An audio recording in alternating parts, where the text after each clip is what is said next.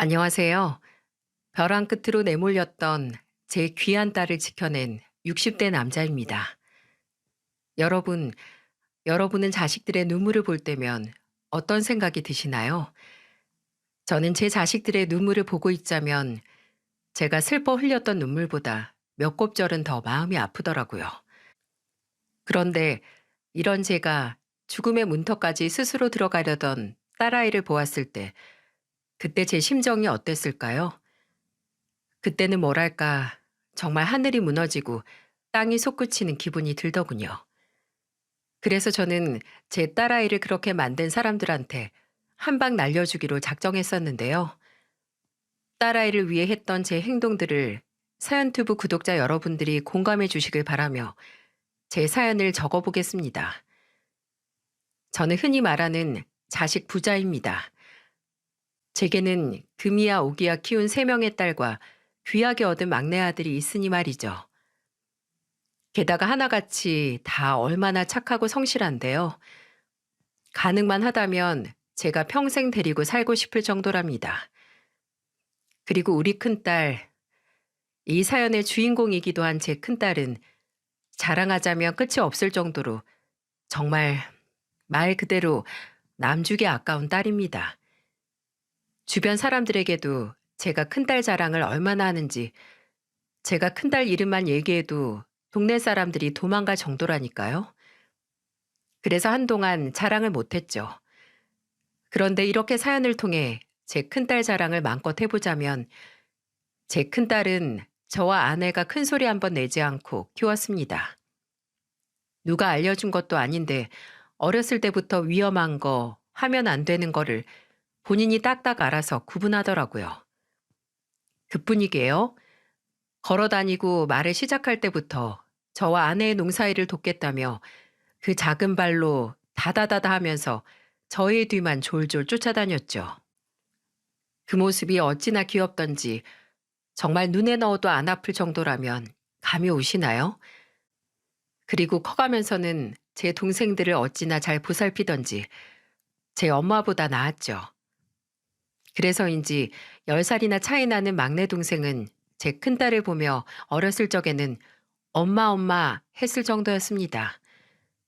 또 외모는 어찌나 이쁜지 어디 내놓기가 무서울 정도였고 그 조망만한 얼굴에 눈, 코, 입이 다 들어가 있는 게 신기할 정도였다니까요.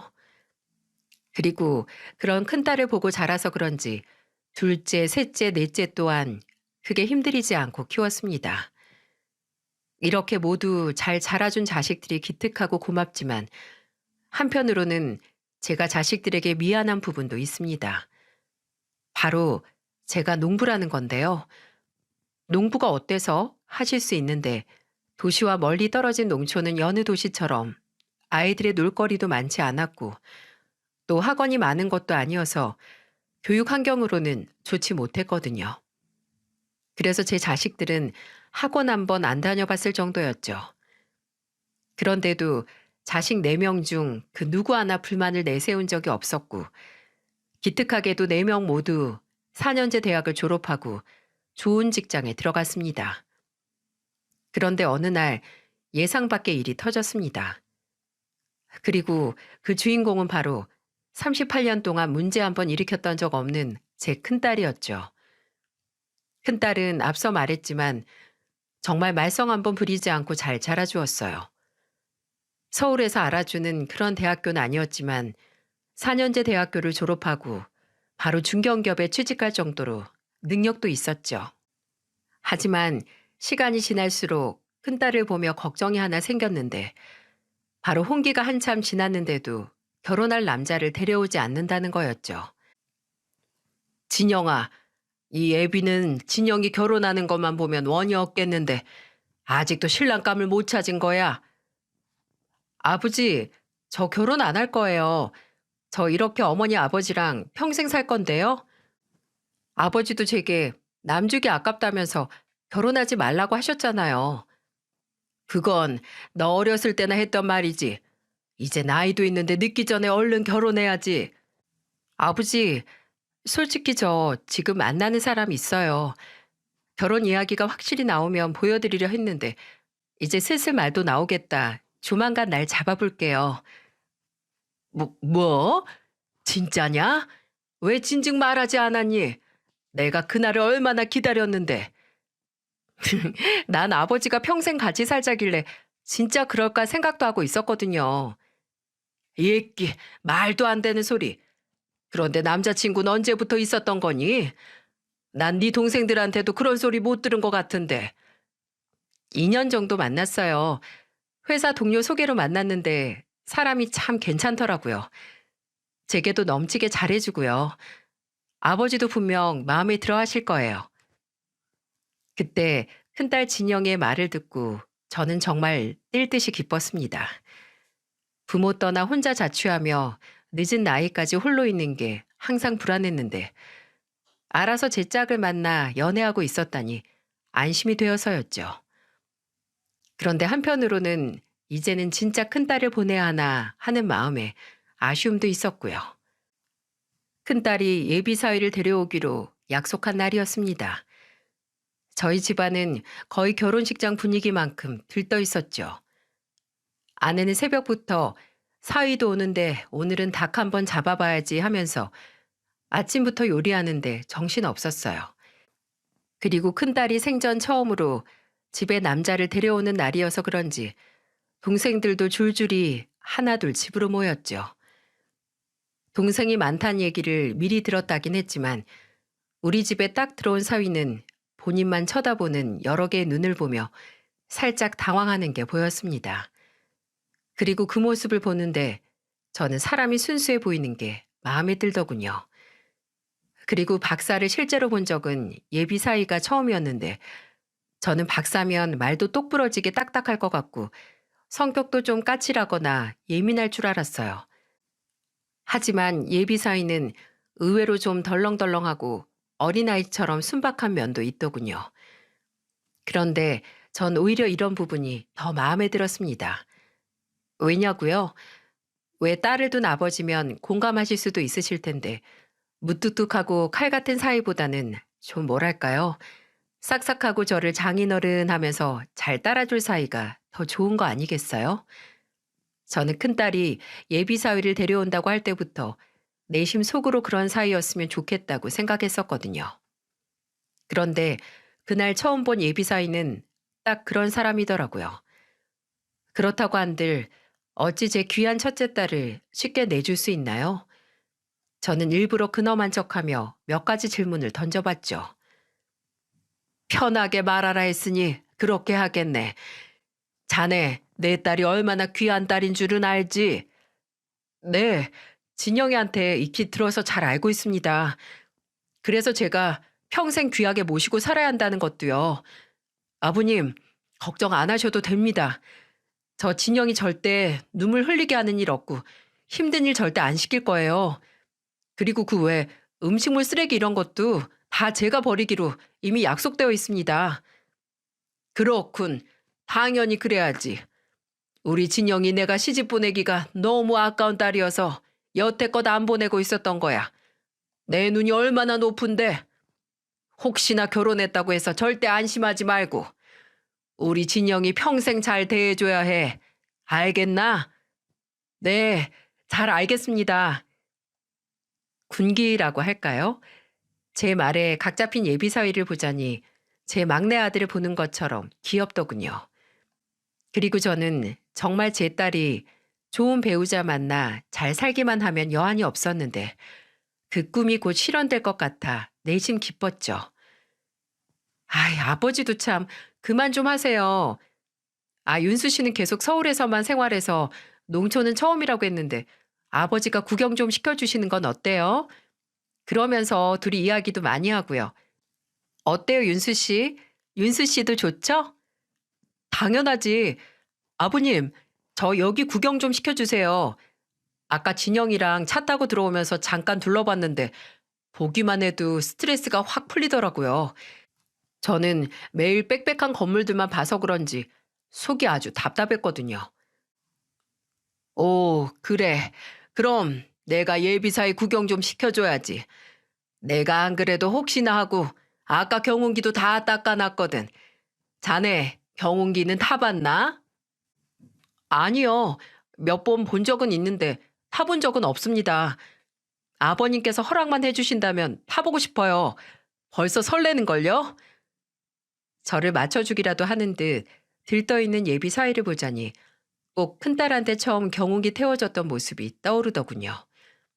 그렇게 저와 예비 사위는 경운기를 타고 마을 한 바퀴를 돌았죠. 어때? 이것도 나름 승차감 좋지? 네, 이렇게 뒤에 타고 있으니 주변도 마음껏 둘러볼 수 있고 좋은데요? 아버님, 저 이 경운기 마음에 들어요. 제 차보다 더 좋아요. 다음에 놀러 왔을 땐 제가 한번 몰아봐도 되죠? 뭐? 참, 아까 보니 자네 차가 훨씬 좋아 보이더구만.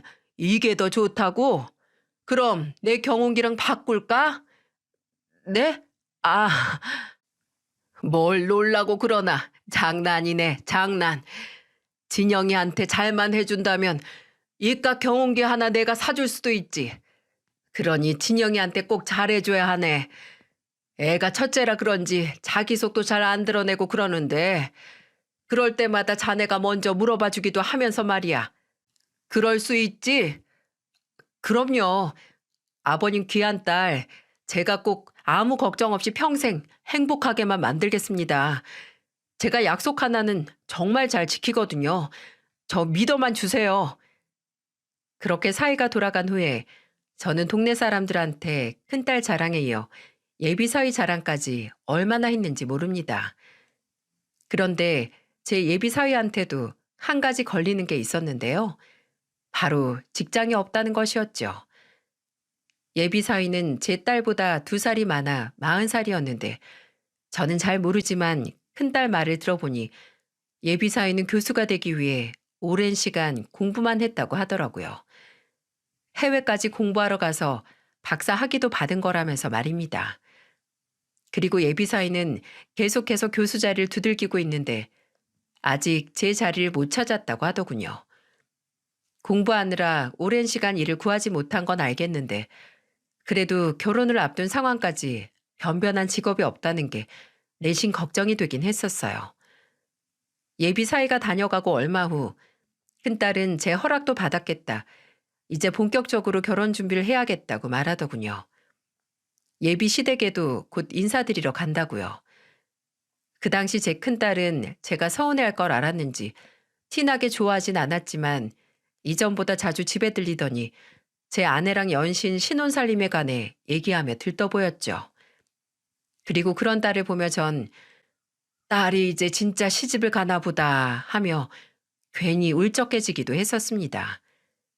큰딸이 예비 시부모님과 식사가 있다고 했던 날, 저와 아내는 큰딸을 집으로 불렀고 하나부터 10까지 하나하나 묻기 시작했습니다.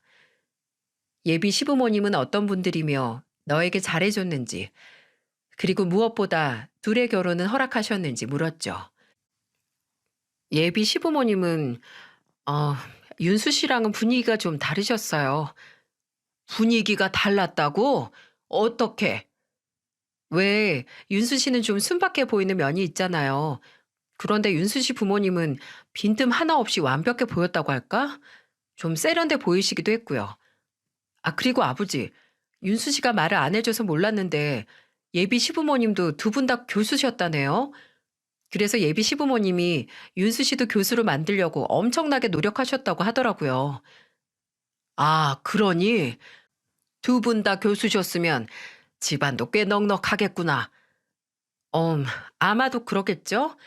그리고 글쎄 예비 시어머니께서 윤수 씨 자랑을 얼마나 하시는지 꼭 아버지를 보는 것 같았어요. 그래?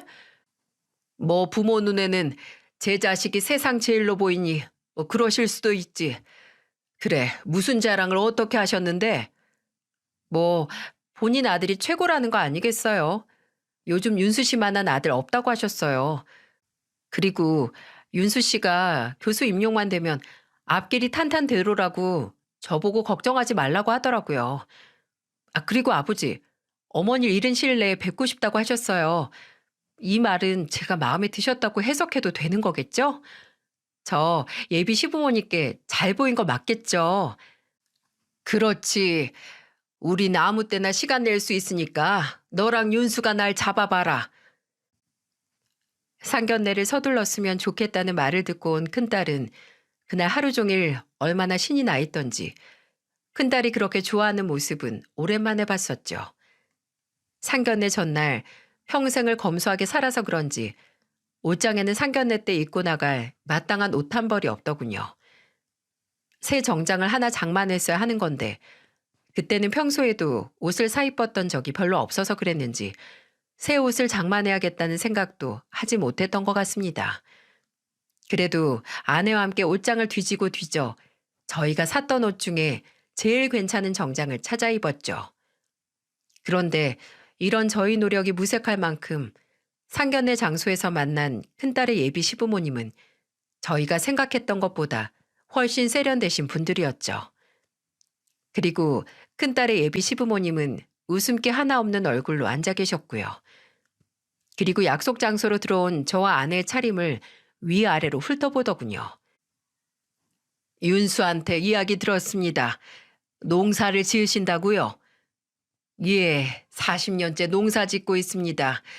진영이한테 들었는데 두 분은 다 교수님이시라고요.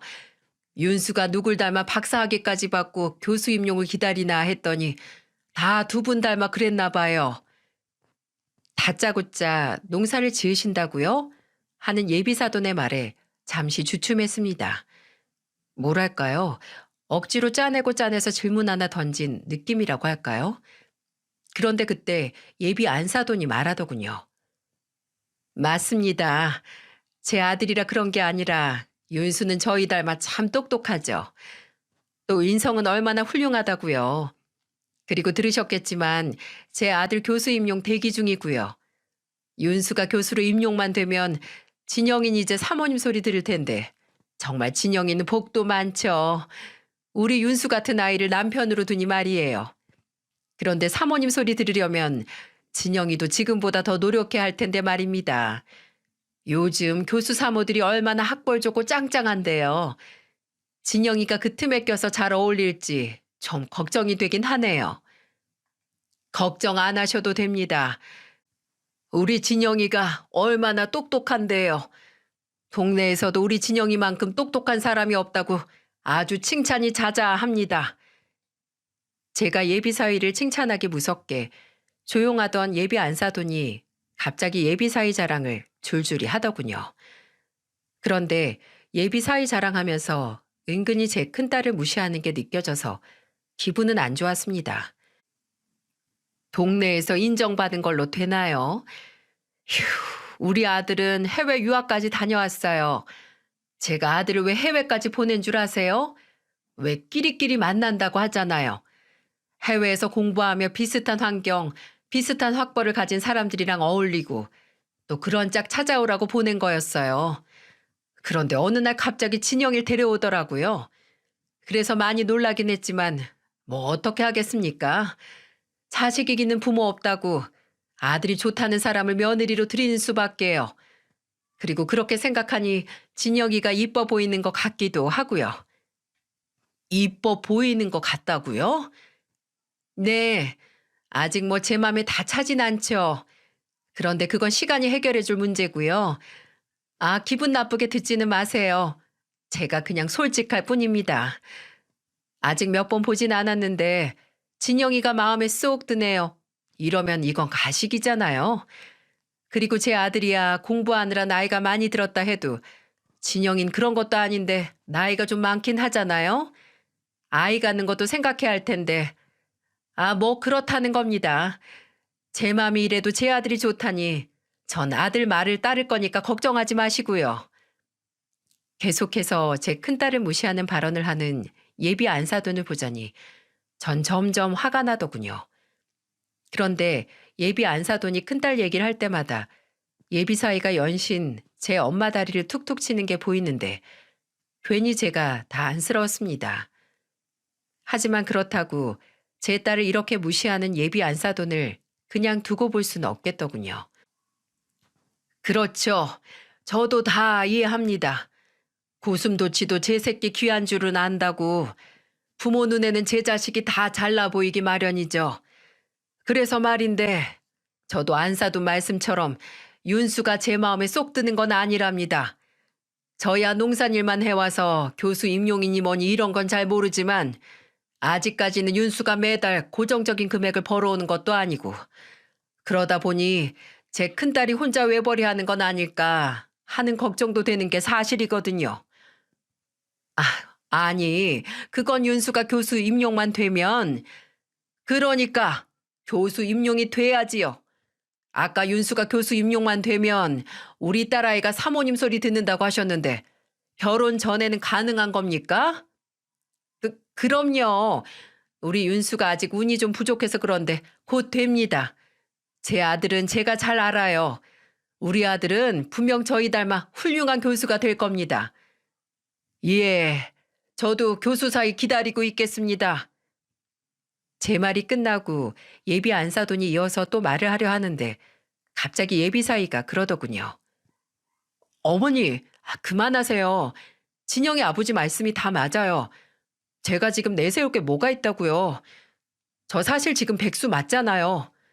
그런데 이런 상황 다 이해해주고 심지어 진영이는 연애하는 2년 동안 혹시 제가 자격지심이라도 느끼기라도 할까봐 제 눈치를 얼마나 봤다고요. 진영이는 저한테 과분한 사람이에요.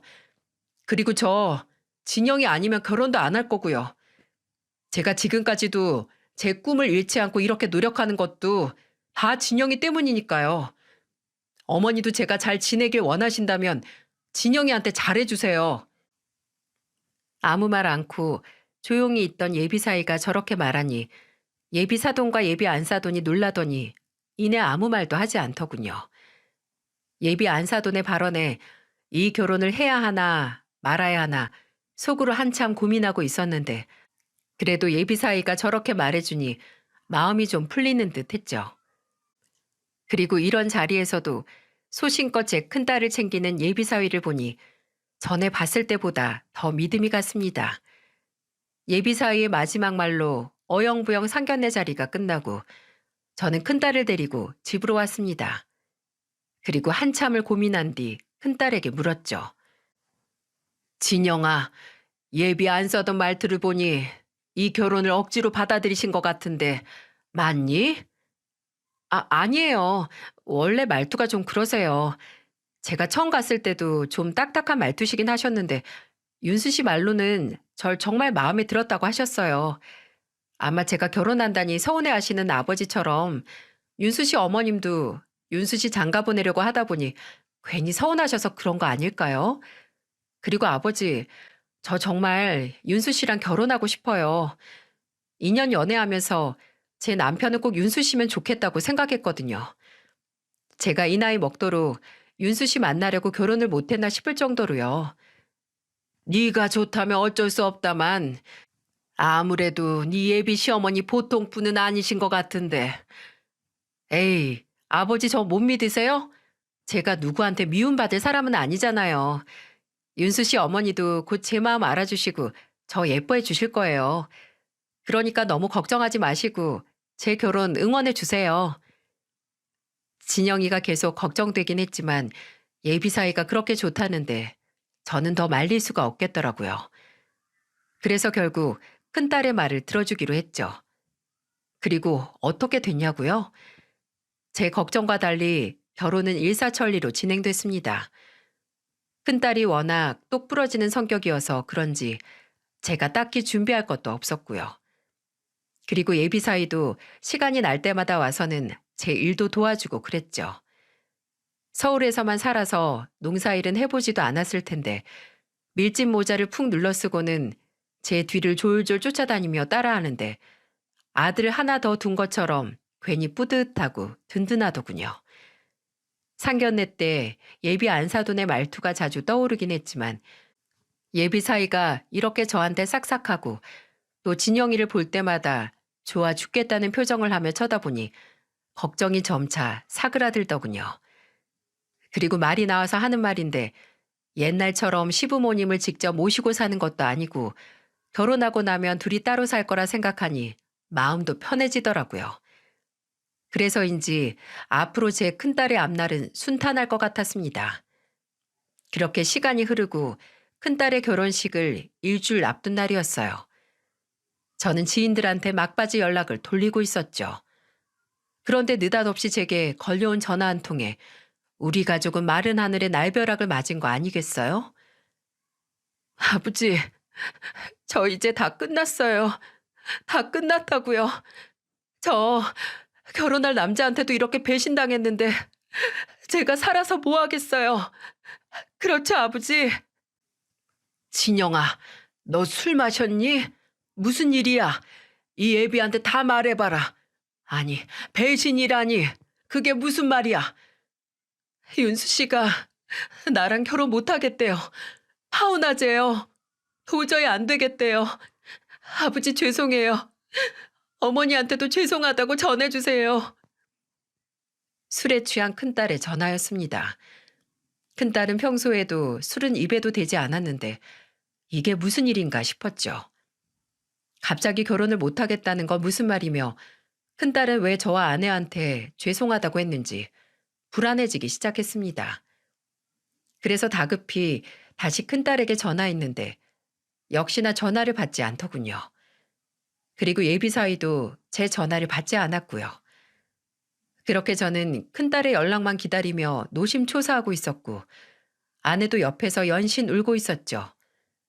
큰누나 집에 가보겠다던 막내 아들한테도 누나가 집에 없다는 연락만 받았고 둘째, 셋째 딸은 언니가 자주 가는 곳을 둘러보겠다고 했지만 어디서도 큰딸을 찾을 수 없었습니다. 그렇게 한 3시간쯤 흘렀을까 큰딸이 드디어 전화를 받더군요. 진영아, 너 대체 무슨 일이야? 어? 지금 어디니? 어디야? 아, 핸드폰 주인 아버지 되시나요? 여기 병원입니다. 네? 병원이요? 진영이가 다치기라도 한 겁니까? 우선 안심하세요. 술을 많이 마셨는지 취해서 자고 있습니다. 아, 그리고 저는 경찰입니다. 인천대교에서 술에 취한 여성 한 명이 물에 빠지려 한다는 신고받고 출동했었는데 다행히 저희가 일찍 도착해서 네? 감사합니다. 정말 감사합니다. 어느 병원이죠? 제가 지금 데리러 가겠습니다. 정말 다행이지 않습니까? 나중에 경찰의 말을 들어보니 간발의 차이였다고 하더군요. 그 간발의 차이로 저는 딸을 잃을 뻔했던 거죠. 그날 저는 아내와 급하게 병원에 갔고 큰딸이 술에 깨기만을 기다리며 딸 옆을 지켰습니다. 그리고 그때 제 심정은 정확한 내막만 안다면 제 큰딸을 이렇게 힘들게 한 그 집안을 찾아가 당장이라도 불지르고 싶더군요. 아버지, 진영아, 깨어났구나. 아니, 술도 못 마신 내가 무슨 술을 그렇게 마셨어. 괜찮니? 아버지 죄송해요. 제가 무슨 짓을 했던 거죠? 여긴 어디예요? 아니다. 됐다. 죄송하긴. 여기 병원이야. 이렇게 멀쩡하게 살아있으니 그걸로 된 거야. 아버지, 저 정말 제게 왜 이런 일이 벌어진 건지 모르겠어요. 얘기해봐라. 대체 무슨 일이야? 그리고 파혼은 무슨 말이고? 윤수가 널 이렇게 만든 거냐? 그런 거니? 가난한, 어? 가난한 뭐, 계속 말해보래도.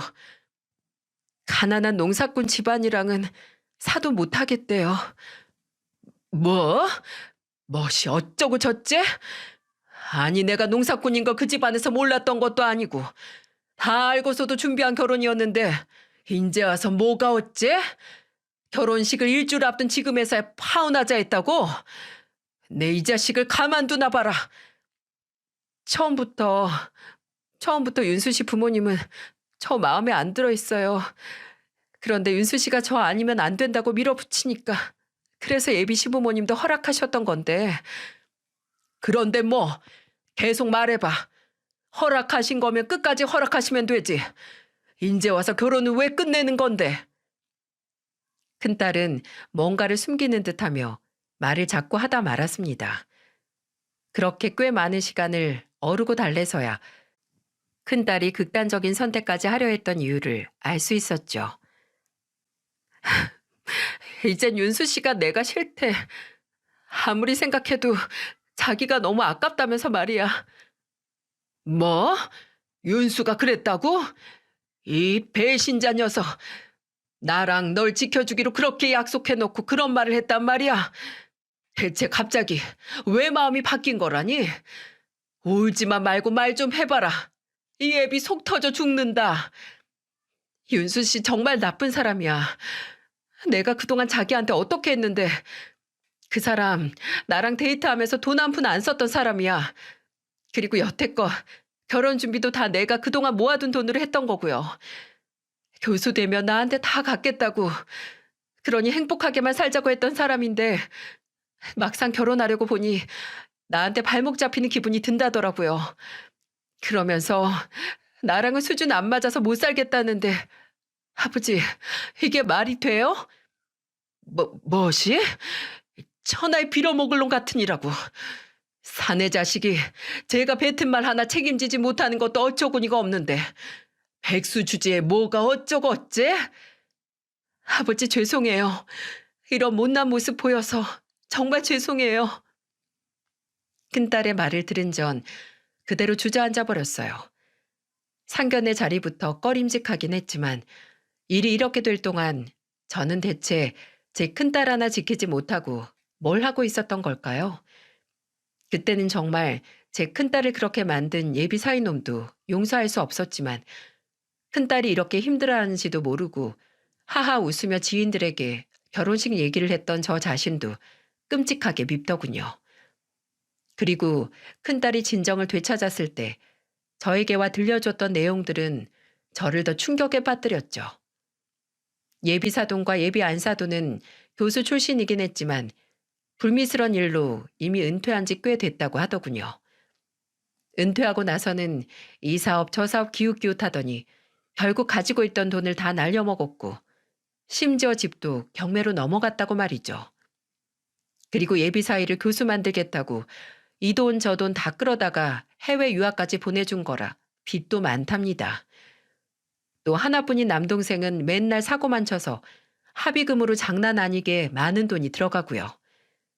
그래서 처음부터 부잣집 며느리를 원했는데 농사꾼 딸인 제 큰딸이 집에 인사하러 가자 처음부터 마음에 안 드는 티를 팍팍 냈다고 하네요. 그리고 제 큰딸이 이걸 어떻게 알았냐면 예비사위가 이 모든 걸 제 큰딸에게 말해줬다는 겁니다. 본인 부모님이 이런 분들이라며 그래도 본인만 믿고 따라와 준다면 자기가 다 해결하겠다고 하면서 말이죠. 본인이 교수 임용만 되면 모든 것들이 다 해결될 거라고 하면서 말입니다. 그래서 큰딸은 예비사위의 말만 듣고 그 집에 가서 예비 시부모님 마음에 들기 위해 무더니도 노력했다고 합니다. 그런데 막상 예비사위가 결혼 날이 다가오니 제 큰딸을 점점 귀찮아 하더라는 거예요. 제 큰딸의 말로는 예비 시부모의 설득에 넘어간 것 같다고 하는데 이게 말이 됩니까? 제 부모 설득에 넘어가 2년 동안 본인을 살뜰히 챙겼던 여자를 결혼 일주일 앞두고 버리는 게 그것이 사람이 할 짓이던가요? 그리고 뭐? 가난한 농사꾼이요? 농사꾼이면 가난하다고 생각하는 그 집안의 형편없는 생각에 저는 그냥 웃음만 나더군요.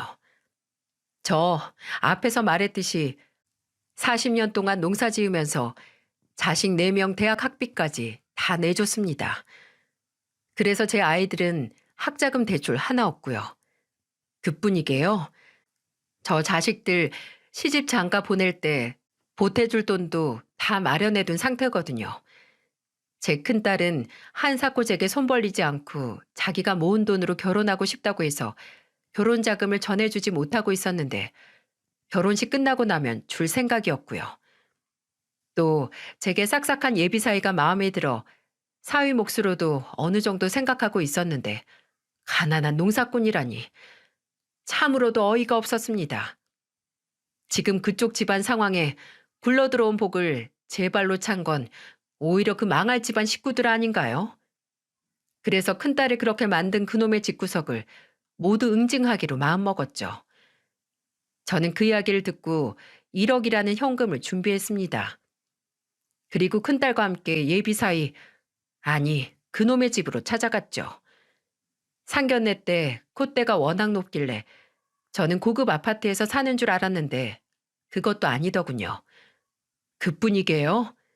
열린 집 문틈 사이로 봤는데 여기저기 뜯지 않는 이사박스랑 정돈도 안 된 짐들이 거실에 너저분하게 있더군요. 또 문을 열고 나온 사람은 상견례 때 봤던 세련된 예비 안사돈의 모습도 아니었죠. 그런데 저와 제 딸을 보던 예비 안사돈이 이렇게 말하더군요. 아니, 파혼하자는 얘기 못 들었습니까? 교양 없으시긴. 갑자기 이렇게 무작정 집으로 찾아오는 게 어디 있습니까? 네, 교양이요? 그럼 그쪽은 그렇게 교양이 있으셔서 자식 가지고 장사하십니까? 뭐라고요? 내가 자식으로 뭘 해요? 자식 장사요. 부잣집 며느리 구하신다면서요.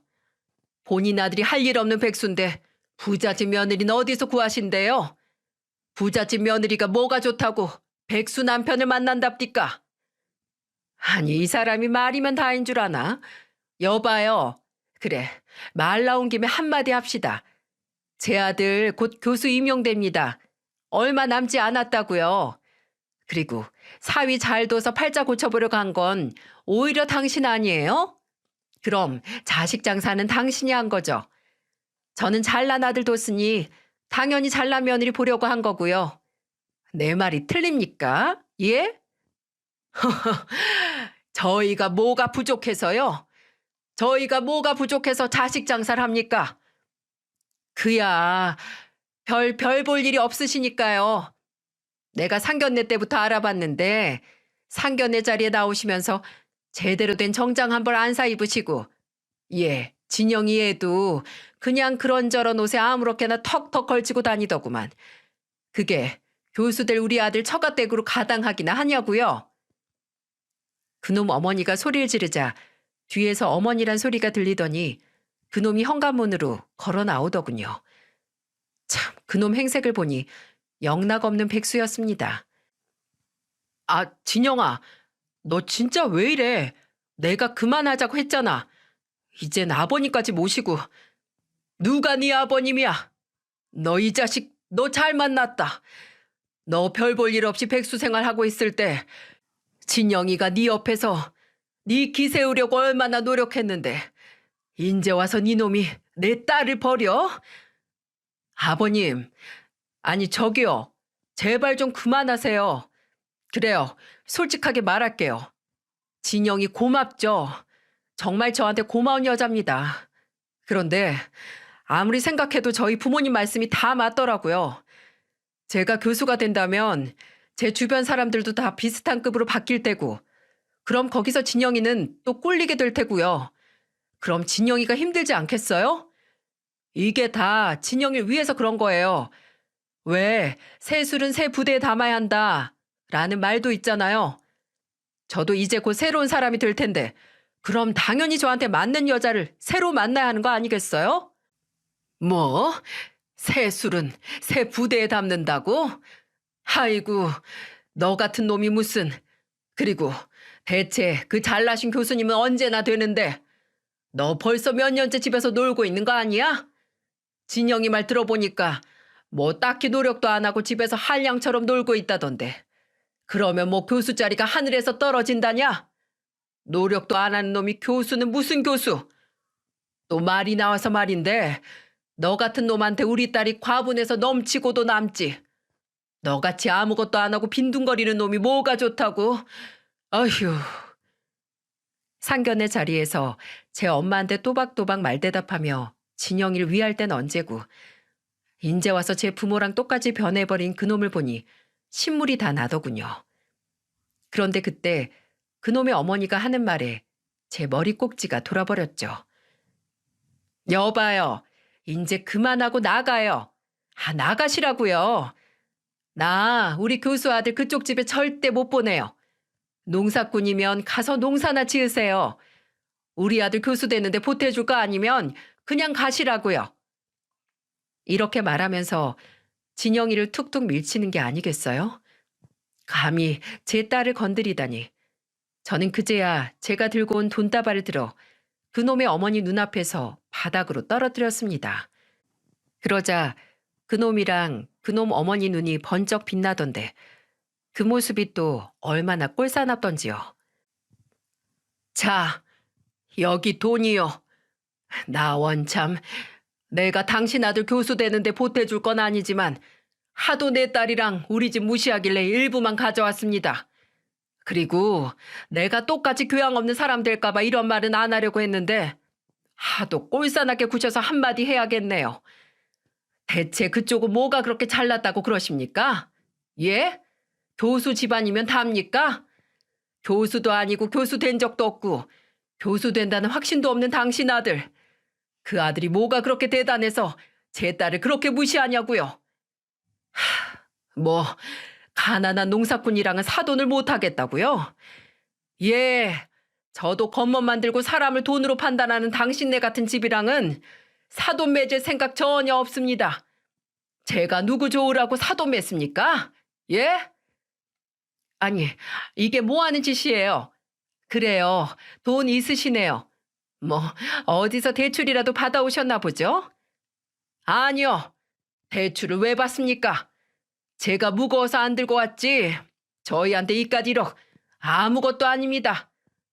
지금 당신들이 살고 있는 이 집, 저는 이런 거 당장 내일이라도 살 수 있습니다. 그리고 아까 뭐 상견례 자리 오는데 양복이 어째요? 그럼 겉만 번지르르 했지 속은 온통 새까만 그쪽은 어떻고요? 굳이 티내지 않아도 우리는 먹고 살고도 넘칠 만큼 돈이 있는데 검소하게 사는 게 잘못이랍니까? 아, 그리고 제가 이 말을 안 했네요. 우리 큰딸이 결혼하는데 제 돈은 한 삭도 안 받는다고 하길래 제가 예비 사위한테 주려고 따로 목돈도 준비해뒀는데 이걸 어쩐답니까? 제 딸은 이 집안에서 꿀리는 애가 아니라 당신네한테는 복덩이였을 겁니다. 복덩이.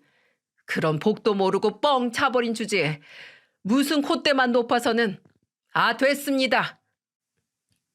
예비 사위한테 주려고 따로 목돈 준비해놨다라는 제 말에 그놈 어머니와 그놈 눈빛이 바뀌던데 글쎄 그놈 어머니가 갑자기 뭐라 한 줄 아시나요? 그럼 줘요. 내 아들이 별 볼 일 없던 당신 딸 2년 동안 만나줬으니까 내 그 몫은 받아야겠네요. 이왕 이렇게 된 거 가져오신 돈 다 주고 가란 말입니다. 이 말과 동시에 아까 그 콧대 높은 사람은 어디 갔는지 제가 던진 가방에 돈 뭉치를 급하게 담는 게 아니겠어요? 나 참 정말 어이가 없더군요. 그런데 그때 입을 꾹 닫고 있던 제 큰딸이 말하더군요. 손 치우세요. 어머니, 그동안 제가 윤수 씨랑 결혼하고 싶어서 얼마나 많이 참았는 줄 아세요? 툭하면 저한테 모진 소리 하시고 무시하시고 우리 집안 깔보시고요. 저 근데 이젠 안 참아요. 지금 보니까 제가 잠시 머리가 어떻게 됐었나 보네요. 그리고 어머니 꿈 깨세요. 윤수 씨가 교수 될 수 있을 것 같으세요? 아니요. 전 절대 못 그럴 것 같은데요. 어머니께서 하도 오냐오냐 하고 허파에 바람만 잔뜩 넣어 키워두셔서 아무것도 없는 주제에 점점 더 뭐라도 되는 것처럼 거만하게 구는데 저도 그 꼴 더 이상 못 보겠습니다. 싫다. 내가 왜 그래야 하는데. 이 돈 내 거다. 네 아버지가 그러셨잖니. 우리 윤수 몫은 따로 챙겨뒀다고. 그리고 버르장머리 없게 어디서 소리를 질러? 네 부모가 어른들한테 소리 지르라고 가르치든? 그건 사위일 때 얘기죠. 이 결혼 끝난 거 모르세요? 이 돈 어머니 하나도 못 드려요. 아시겠어요? 그리고 문윤수 너, 네가 어디 나 같은 여자 만날 수나 있을 것 같아? 별것도 아닌 건 네가 별것도 아니지. 눈만 높아서는 네가 그 나이 먹도록 아르바이트를 해봤냐? 네 손으로 밥을 한번 차려 먹어봤냐? 너 같은 놈이 좋다고 비위 맞춰주고 있던 내가 정신 나간 애였지. 이제라도 정신 바짝 차리게 해줘서 고맙네. 그리고 너 당연히 교수 못 될 거지만 교수 못 됐다고 나 찾아오기만 해. 그날로 너 내가 그 자리에서 확 밟아버릴 테니까. 알겠어? 집에서는 소리 한 번 지른 적 없는 큰딸이었는데 속 시원하게 지르는 모습을 보니 제가 다 통쾌하더군요. 그런데 그놈 어머니는 돈에 눈이 멀었는지 제 딸이 그만하라고 해도 돈을 계속 줍더라고요. 가방을 뺐으니 본인 옷 윗도리를 접어 거기다 넣질 않나 아주 정신없게 굴더라고요. 그래서 제가 한마디 더 질러버렸습니다. 아, 당신이 내 돈을 왜 주어? 지금 그거 내 돈 갈취하는 거야. 알아? 이거 경찰에 신고해야겠어. 그러게, 보는 눈 좀 높이지. 내 딸 같은 복덩이가 또 어디 있다고. 당신들한테는 지금 이 돈도 내 딸도 그림의 떡이야. 그리고 내 딸한테 어디 소리를 질러? 뭐 자식 교육? 내 자식들은 사고 한 번 안 치고 컸고 다들 제 살 길 찾아서 일찍이 자리 잡았어. 당신 자식들은 하나같이 백수에 사고 뭉치면서 어디 자식 교육을 운운해? 이렇게 말해버린 저는 그놈의 어머니를 있는 힘껏 밀어버렸고 저와 큰딸은 거기 있는 돈을 몽땅 챙겨 집으로 돌아왔죠. 저희가 돈을 다 챙겨서 가려니까 그제야 그놈 어머니는 제 팔을 붙잡으며 사돈, 아이 사돈, 그러지 말고 진정하세요. 그리고 집에 와서 차라도 한잔 하시는 게 어떻겠습니까? 하는데 참나 돈 앞에서는 정말 창피한 것도 없는 사람들 같더군요. 저랑 큰딸은 대꾸도 안 하고 그놈 어머니의 손을 뿌리쳤고 아버님, 아버님, 제 반대팔을 잡은 그놈한테 뺨 한 대 시원하게 때리고 내 딸 눈물 흘리게 하는 일 없게 한다더니 모자란 놈. 내 딸 눈물 흘렸으니 곧 네 눈에서는 피눈물 흐르는 날이 기필코 올 거야. 네, 그날을 꼭 기다리고 있을 것이고. 이렇게 말하곤 집으로 돌아왔습니다. 속이 어찌나 시원하던지. 저랑 큰딸은 돌아오는 차 안에서 저희 돈을 정신없이 줍고 있던 그놈 어머니와 제 팔을 잡고는 아버님 하는 그놈을 얘기했죠. 그 후로 어떻게 됐는지 아시나요? 그 일이 있고 나서 3개월 정도 지났을 때 그 자식은 저를 찾아왔더군요. 너무 황당했던 저는 저와 제 딸 앞에 다시는 나타나지 말라고 소리소리 지르며 쫓아냈습니다. 그리고 딸에게 들어보니 딸 회사 앞으로도 찾아가 울고불고하며 다시 결혼하자고 매달렸다네요. 그런데 우리 똑부러지는 딸이 거기에 넘어갈 일이 있겠습니까? 싹싹 비는 그놈을 뒤도 돌아보지 않고 거절했다죠. 그리고 최근에 큰딸이 그놈을 소개해준 직장 동료에게 그놈에 관해서 물었더니 아직도 집안에서 팽팽 놀고 있다고 했다네요. 그런 놈인지 몰랐다면서 소개해줘서 미안하다는 말도 하고요. 이 정도면 큰딸의 결혼이 깨진 게 저희한테는 하늘이 도운 거고 물욕에 눈먼 그 집안은 복덩이를 찬 게 틀림없는 거겠죠? 내 집 자식이 귀하면 남의 집 자식도 귀하다라는 말이 있는데 그 집은 어쩜 그렇게 자기 자식만 귀하게 여겨 제 큰딸을 무시했는지 저는 아직도 그놈 부모님이 이해되질 않습니다. 그리고 이제와 생각해보면 눈에 보이는 게 다가 아닌데 겉모습만 보고 저희 집안을 평가했던 그놈 부모의 아나무인한 태도를 그놈이 그대로 배우는 것 같아 안타깝기도 하더군요. 그리고 자식은 부모의 거울이라던데 저는 이번 그놈의 행실을 보고 제 자식들에게 항상 더 바람직하고 좋은 모습만 보여줘야겠다는 생각이 들더군요. 제 큰딸의 결혼식은 이렇게 안타깝게 끝이 났지만 저는 곧 제 큰딸에게 좋은 배우자가 나타날 거로 생각합니다. 그리고 큰딸이 데려온 배우자를 저는 제 자식처럼 잘 사랑해 줄 거고요. 여러분도 제 큰딸이 좋은 배우자 만날 수 있게 같이 응원해 주시길 부탁드리면서 제 사연은 이만 줄이겠습니다. 긴 사연 들어주셔서 정말 감사합니다.